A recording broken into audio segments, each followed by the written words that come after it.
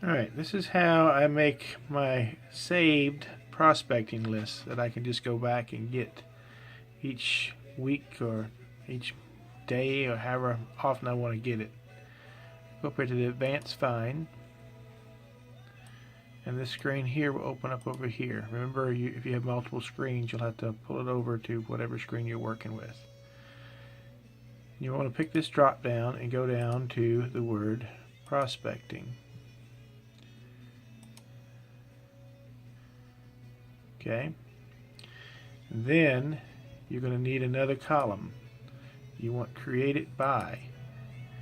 Now this will be if you want to do your whole team, if you've got account managers and that do prospecting, but we're just going to do this for the regional reps because this is the ones we're concerned. So you need to go to equals here, and when you go enter value, you're going to click down this, look up your records. And I go through here. I see. It's always best in my mind to go north to south because then I can just get them as I'm going. Look, thinking geography, however you want to do it, it's fine. But you have to select it. You can either press enter or you can press the hourglass here and their name will come. You highlight, you just put the check mark beside them, put select, and you're building your list here.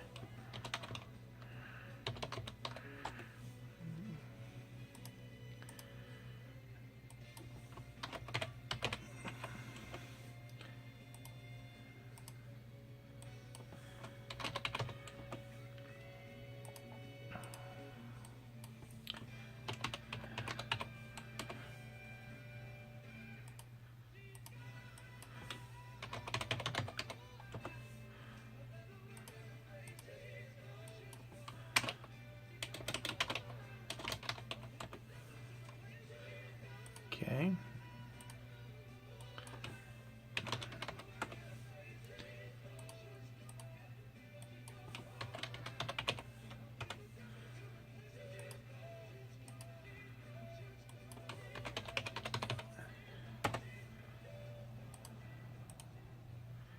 If you click on the name, don't worry about it. You can just come back to it. Click on the name, it's going to open up something different there. So just try to hit the check mark. Microsoft Office 365 is productive anywhere. Visit tryofficenow.com to start a free 30-day trial for your business. That's try.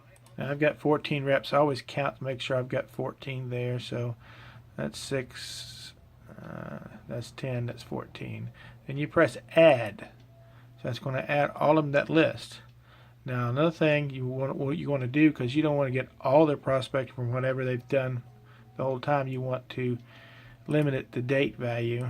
And I always go to date created right here, and I do this month because that's really what I'm focusing on, that this month, and that column can be changed to a different time. And so then what you want to do is save your list and name it. I'm just going to put today's date, rep prospecting list. Okay, save. Now something else you want to do, because when you press results here, this is all you're going to get, and it's not all the information you want. You're going to need to add information here. So what you're going to do is go back to this one here, and you're going to do edit columns. Press OK there.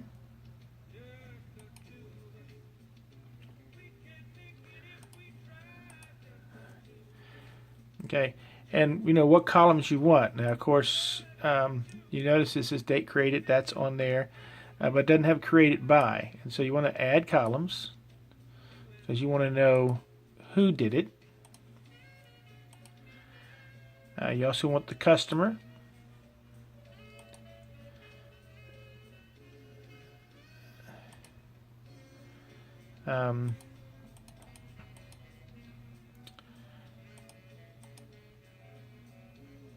You want the regarding stage, because it will tell you If it's a lead, the name will not come up in the customer list. So you put regarding, and the name of the church will come up in the customer list. You also want the city and the county. You want to know where.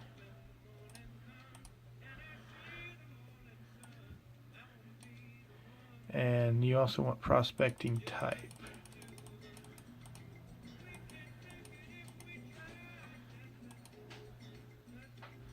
And you can do results or anything else you want to do.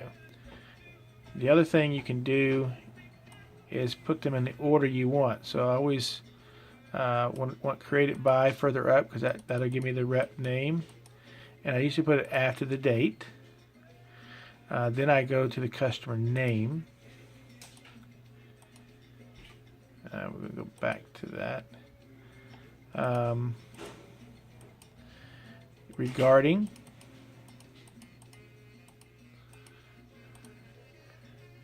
And you can put these in any order you want to put it at. You probably want the customer number if it has one, a little further, or if it's something you don't want, you can actually remove that column as well.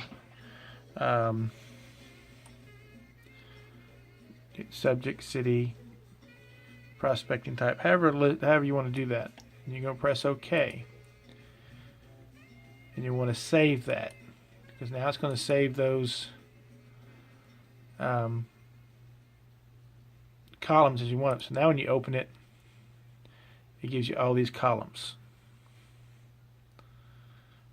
And all you do is hit here and it'll put it in alphabetical order.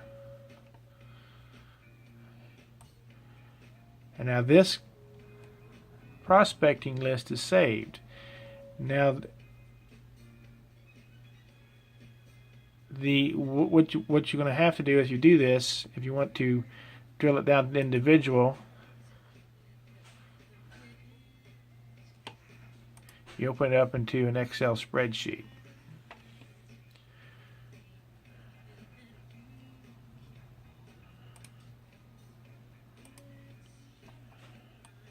Like I said, always remember it could open into another window. And see, now it gives me a pivot table. So now I can just look at Bruce's prospects for this month. And that's Bruce's.